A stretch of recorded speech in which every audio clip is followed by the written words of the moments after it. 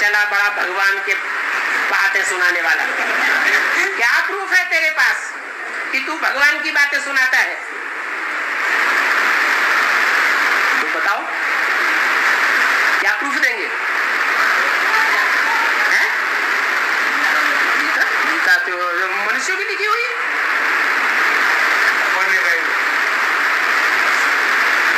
जो गीता दुनिया में मिल रही है वो भगवान ने गाई है? कौन है भगवान? अरे यही तो झगड़ा है। वो कहेंगे तुम्हारा भगवान उवाच, वो कौन है जो ऐसी ऐसी बातें उवाच करता है? तुम्हारा भगवान उवाच नहीं करता है, तुम उवाच करते हो। तुम्हारी गर्दन पकड़नी चाहिए। तो क्या जब अपनी गर्दन कैसे छोड़ाओगे? नहीं पकड़ेंगे, वो तो पकड़ेंगे। तुम झूठ कहते हो भगवान उवाच। नहीं नहीं, जब मैं इधर क्या मेरे भाई राम था तो उनको बताना, वो एक बात सुनूंगा आपको, आपकी वो बात अलग। यहाँ सवाल पैदा होता है, तुम जो बार बार कहते हो भगवान कहते हैं, भगवान कहते हैं, हम नहीं कहते हैं, तो वो भगवान कौन है? वो भगवान के बारे में हमें प्रूफ दो। चलो हाँ चलो, नहीं सीधा सीधा प्रूफ बताओ कि भगवान बाप आते हैं तो ब्रह्मा के द्वारा नई सृष्टि रचते हैं या नहीं रचते हैं? रचते ही। प्रूफ है कि सारी दुनिया में इतना बड़ा ब्राह्मणों का परिवार जो ब्रह्मा ने रचा है माउंट आबू में बैठ करके, सारी दुनिया के शहर शहर में और भारत के तो गांव गांव में वो ब्राह्मण परिवार, ब्रह्मा की औलाद, ब्रह्मा कुमारी विद्यालय फैला हुआ है। ये प्रूफ है पक्का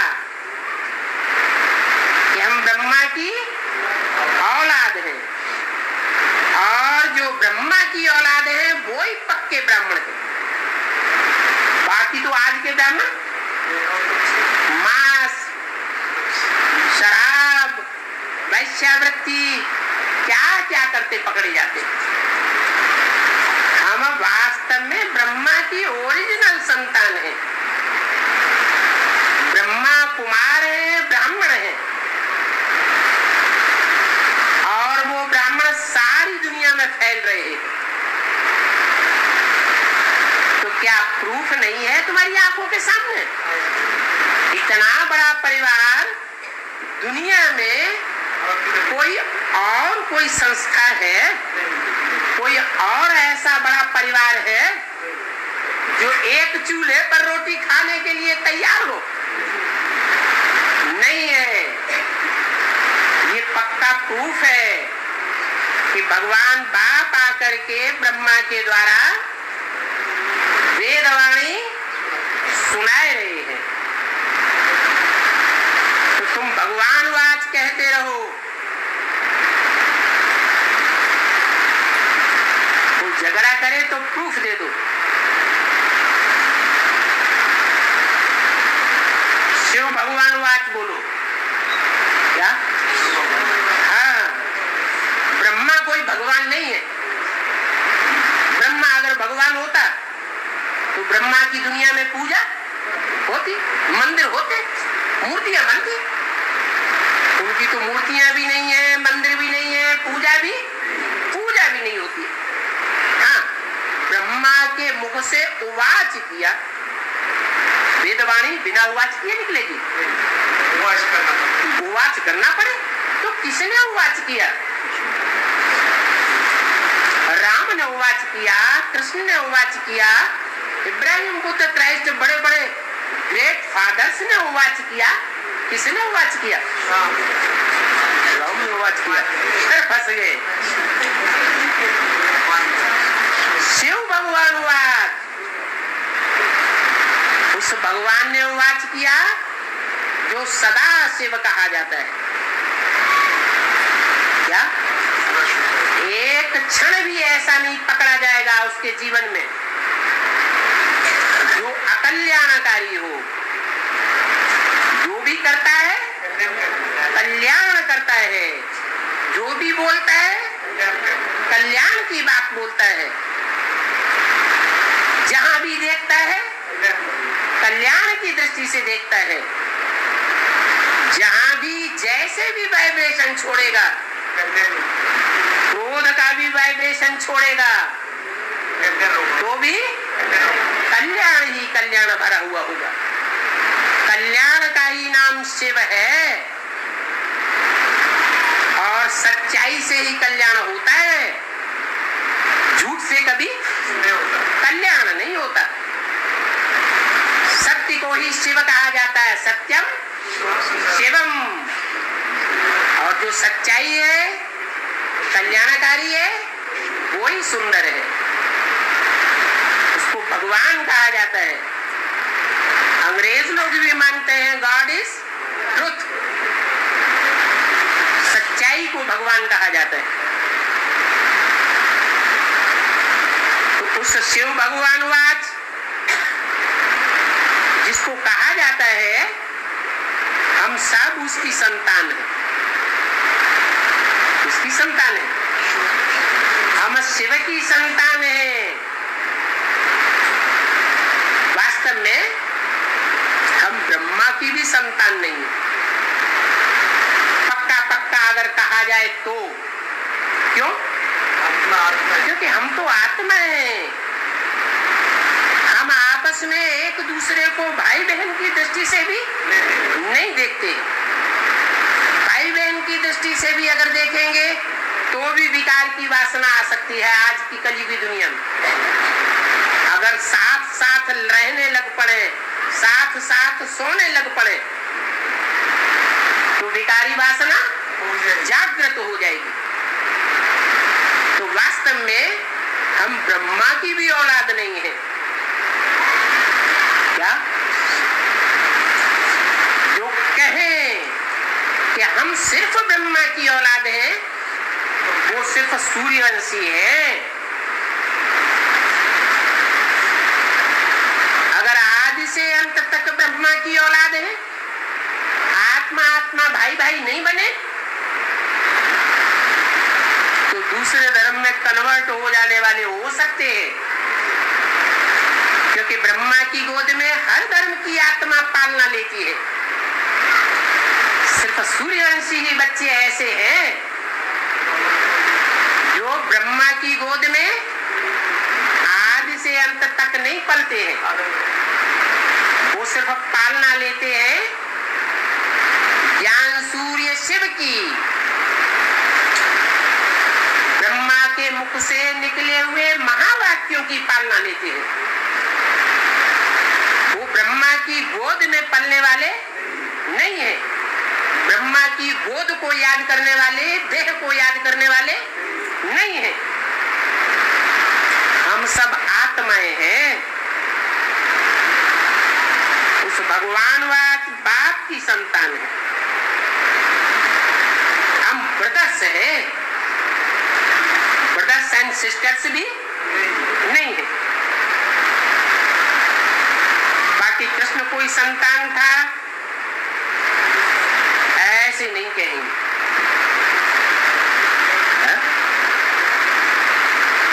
कृष्ण किसकी संतान था? वो तो कहते हैं कृष्ण भगवान था। वास्तव में उनको पता नहीं है। हम इस बात का प्रूफ देते हैं, इस बात का कि कृष्ण कोई भगवान नहीं है। प्रूफ ये है, वो कहते हैं हे कृष्ण नारायण वासुदेव। माना वासुदेव, नारायण और कृष्ण एक ही आत्मा का नाम है। जो कृष्ण है वो ही नारायण है कहते हैं ना। और नारायण को सतयुग में ले गए हैं। 16 कला संपूर्ण नारायण का राज्य कहाँ दिखाया है? सतयुग में दिखाया है। तो सतयुग जिस नारायण का राज्य दिखाया है वो नारायण बनने से पहले क्या था? क्या था? अरे गीता के ही अनुसार क्या था? मनुष्यों ने जो गीता लिखी है उसके अनुसार क्या था? नारायण बनने से पहले नर था, फिर उस नर को नारायण किसने बनाया? अरे ज्ञान देने वाला तो चाहिए, बनाने वाला तो चाहिए। तो साबित हो जाता है कि कृष्ण भगवान नहीं है, नारायण भगवान नहीं है। नारायण को नारायण बनाने वाला भगवान वो हो सकता है जो कभी भी जन्म मरण के चक्र में नहीं आता है। राम कृष्ण की आत्माएं तो जन्म मरण के चक्र में आती है। जो जन्म मरण के चक्र में आते हैं उनको ढेर की ढेर रानियां हो सकती है। कृष्ण को ढेर की ढेर रानियां दिखाई दी। अरे इतनी ढेर की ढेर रानियां, इतने ढेर के ढेर बच्चे पैदा हुए, फिर उसको एवर प्योर भगवान कैसे कहेंगे? कहेंगे क्या? नहीं कह सकते। भगवान तो एवर प्योर का टाइटलधारी है और उसका प्रूफ है। क्या प्रूफ है? दुनिया में प्रूफ मिलता है उसकी एवर प्योरिटी का। क्या प्रूफ है? हाँ, सारी दुनिया में शिवलिंग की पूजा देखी गई है। जहां जहां पुरानी पुरानी खुदाइयां हुई हैं जमीन की, वहां वहां लिंग मूर्तियां मिली हैं। उन लिंग मूर्तियों से ही साबित हो जाता है कि कृष्ण की मूर्ति इतनी पूजा प्राप्त करने वाली नहीं है। लिंग मूर्ति बहुत पूजा, सार्वभौम पूजा प्राप्त करने वाली है। तो जो सार्वभौम है वही भगवान है। कृष्ण, राम अथवा कोई भी देवता भगवान नहीं हो सकता। देवताएं भोगी होते हैं या उनको एवर प्योर कहेंगे? है? जो भोगी होगा उसकी आत्मा भोग भोगने से क्षीणता की कला में जाएगी या नहीं जाएगी? जाएगी। और भगवान सूर्य तो कभी कलाहीन होता ही नहीं। सूर्य कलाओं में नहीं बांधा जाता, चंद्रमा कलाओं में बांधा जाता है। ये कहते हैं कृष्ण चंद्र, राम चंद्र। तो जो चंद्र है वो भगवान कहां से हो गया? चंद्रमा की तो कलाएं घटती रहती हैं, बढ़ती रहती है। कलाएं घटती है, इसका मतलब पृथ्वी से प्रभावित होता है। पृथ्वी माने धरणी, कन्याओं माताओं से प्रभावित होता है। कन्याओं माताओं रूपी धरणी की परछाया चंद्रमा के ऊपर पड़ती है तो उसकी कला कम होती जाती है। नहीं तो चंद्रमा के ऊपर कला बढ़ने के लिए इसकी डायरेक्ट रोशनी चाहिए। सूर्य की डायरेक्ट रोशनी पड़ती है तो चंद्रमा संपूर्ण प्रकाशित होता है। अब कितना कला संपूर्ण कहा जाता है? 16 कला संपूर्ण कहा जाता है। कृष्ण भगवान कैसे हो सकता है? भगवान तो कभी भी कलाहीन होने का सवाल ही नहीं। न उसकी कलाएं घटती है न उसकी कलाएं बढ़ती। वो कलातीत कल्याण कल्पांतकारी कहा जाता है। क्या? ऐसे भी नहीं है कि वो इस दुनिया में पार्ट नहीं बजाता है। क्या? पार्ट भी बजाता है, लेकिन जो भी पार्ट बजाता है वो कलातीत होकर के पार्ट बजाता है। जो भी पार्ट बजाएगा करेगा, कर्मेंद्रियों से कर्म करेगा, कलाओं में छीणता नहीं आ सकती। क्या कलाएं छीण नहीं होंगी, माने आत्मा नीचे नहीं गिर सकती, आत्मा उत्तरोत्तर ऊपर ही जाएगी। वो इस दुनिया में आने के बावजूद भी, पतित दुनिया में, पतित तन में आने के बावजूद भी कभी कोई से प्रभावित नहीं होता, कोई उसको अपने अंडर दी कंट्रोल कर नहीं सकता। इसलिए गायन भी है आज तक। भारत में भगवान आते हैं और कोई देश में भगवान नहीं आते हैं। भारत में जो भगवान आते हैं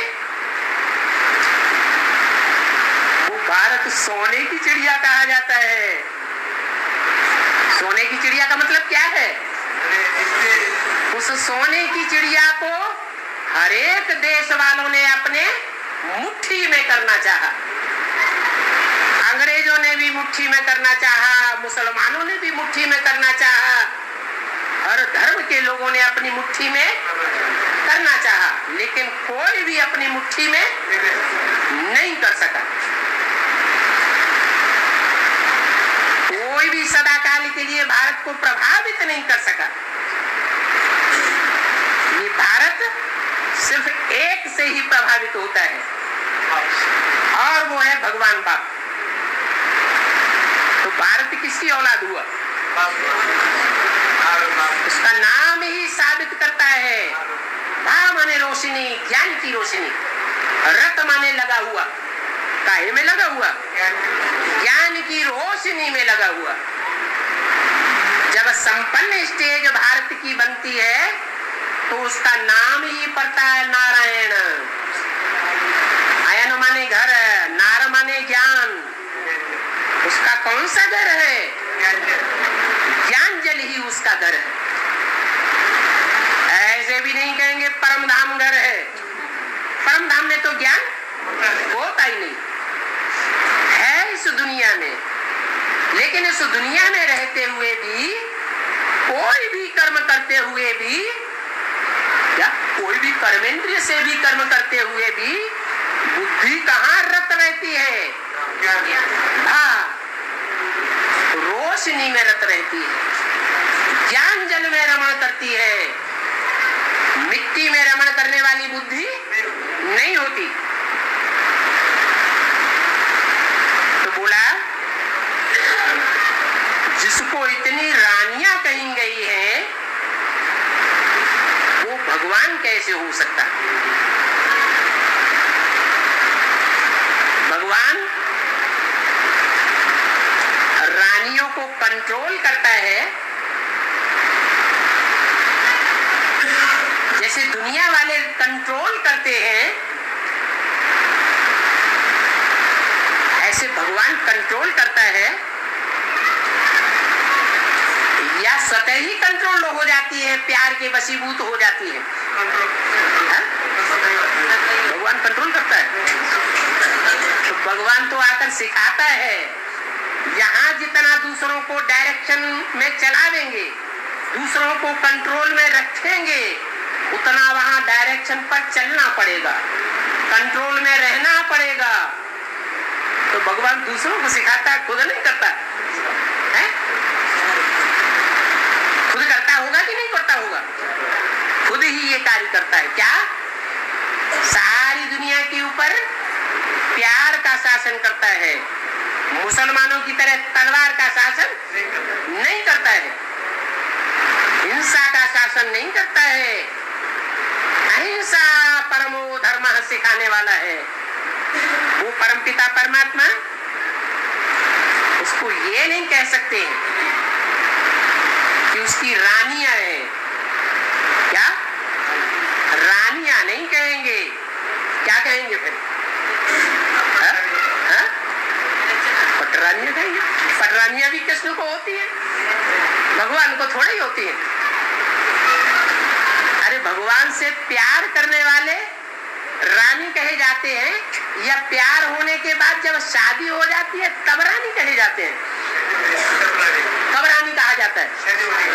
तो अभी कौन सी स्टेज है?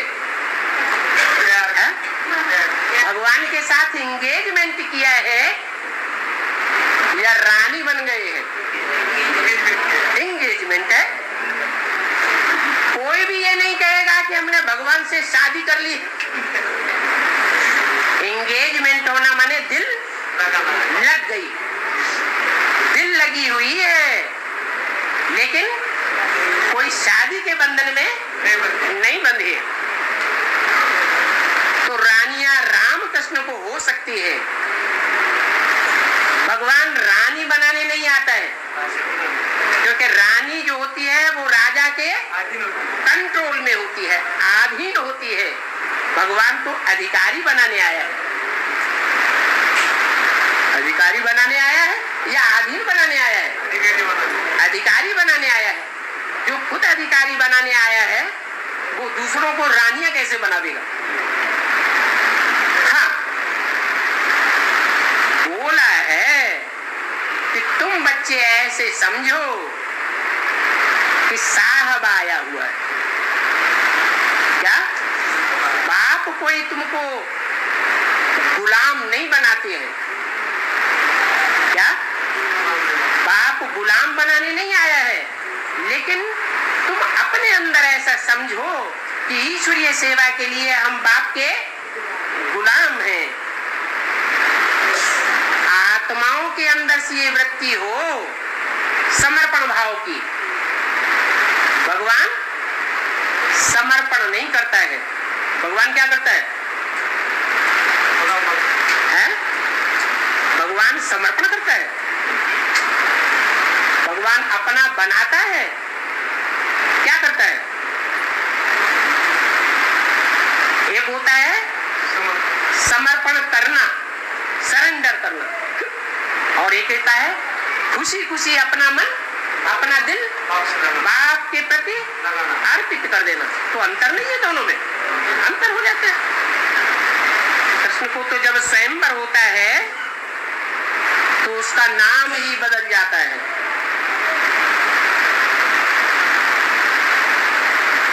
कृष्ण को स्वयंवर होने के बाद नाम बदलता है, और भगवान को तो इतनी आत्माएं, इतनी सजनियां अर्पण में करती हैं अपने को, परंतु भगवान का नाम नहीं बदलता। उसका तो एक ही नाम शिव है जो कभी बदलता नहीं, सदा शिव है। उसको कभी अकल्याणकारी नहीं कह सकते। हाँ, ऐसे कहेंगे कि लक्ष्मी नारायण को बच्चे थे, ऐसे नहीं कहेंगे राधा कृष्ण को बच्चे थे। हाँ, राधे कृष्ण स्वयंवर के बाद लक्ष्मी नारायण बनते। कहाँ की बात?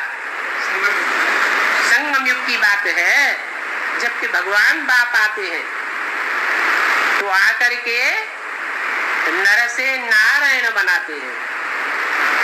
कोई नर से डायरेक्ट नारायण बनते हैं और कोई नर से प्रिंस बनते हैं। एक ही शरीर के द्वारा एक आत्मा नारायण का टाइटल धारण करती है। कौन सी आत्मा? राम की आत्मा। और एक आत्मा प्रिंस का टाइटल धारण करती है।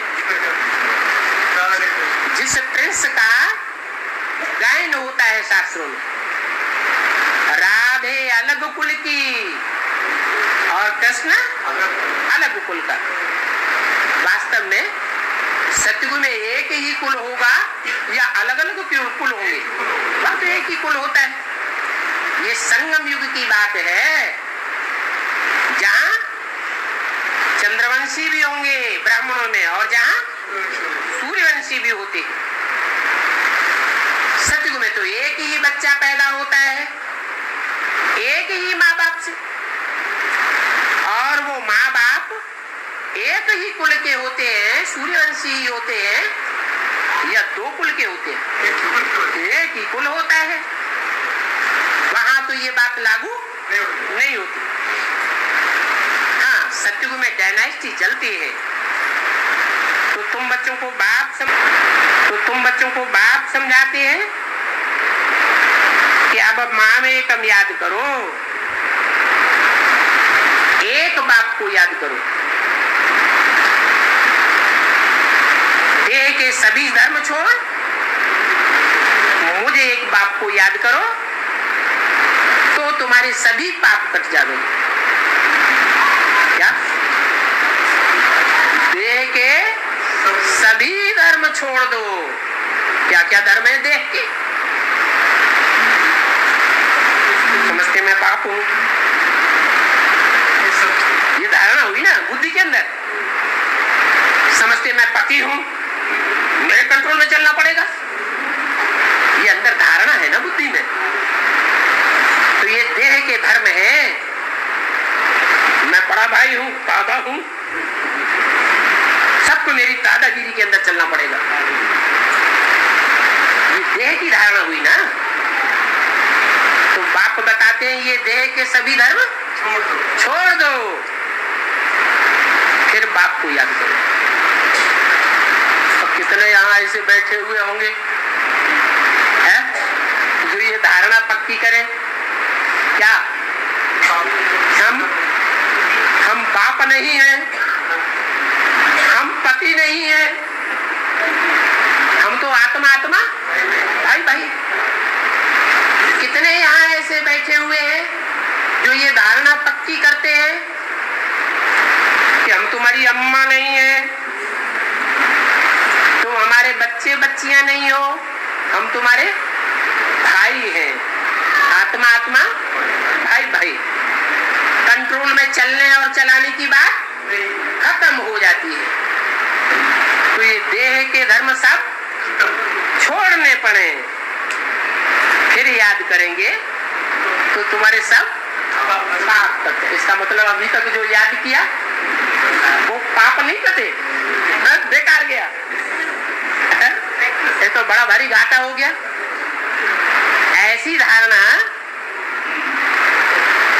धारणा अभी तक किसने पक्की की है? ब्राह्मणों ने। माने हम ब्राह्मण ही नहीं है, रामबली आत्मा ने धारणा पक्की की है? सब पाप कट गए राम वाली आत्मा के? नहीं। अगर राम वाली आत्मा ने 100% ये धारणा धारण कर ली हो, आत्मा भाई भाई, मेरी कोई पत्नी नहीं, मेरा कोई बच्चा नहीं,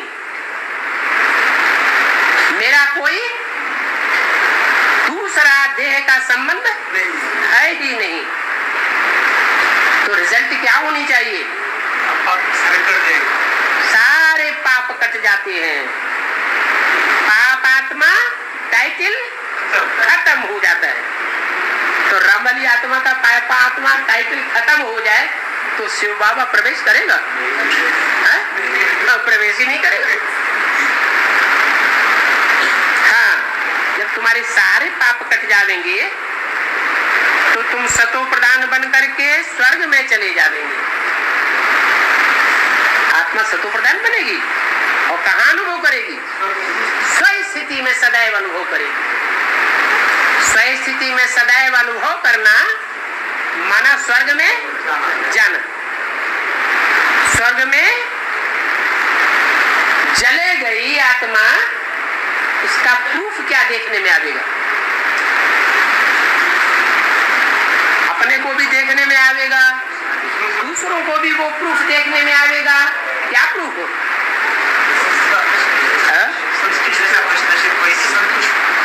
हाँ, आत्मिक स्थिति में स्थित रहने वाला कभी भी दुखी नहीं हो सकता, सदा सुखी रहेगा।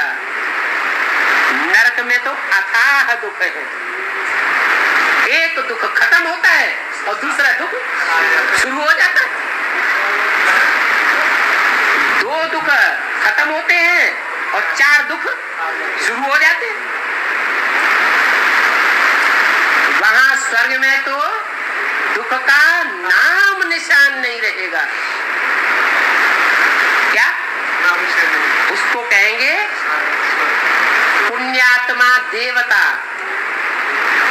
पुण्य ही पुण्य है। जिन पुण्यों को 21 जन्म तक उस आत्मा को भोगना है, पाप का नाम निशान उस आत्मा में नहीं है। इसलिए 21 जन्मों तक दुख का नाम निशान उसके जीवन में नहीं हो सकता।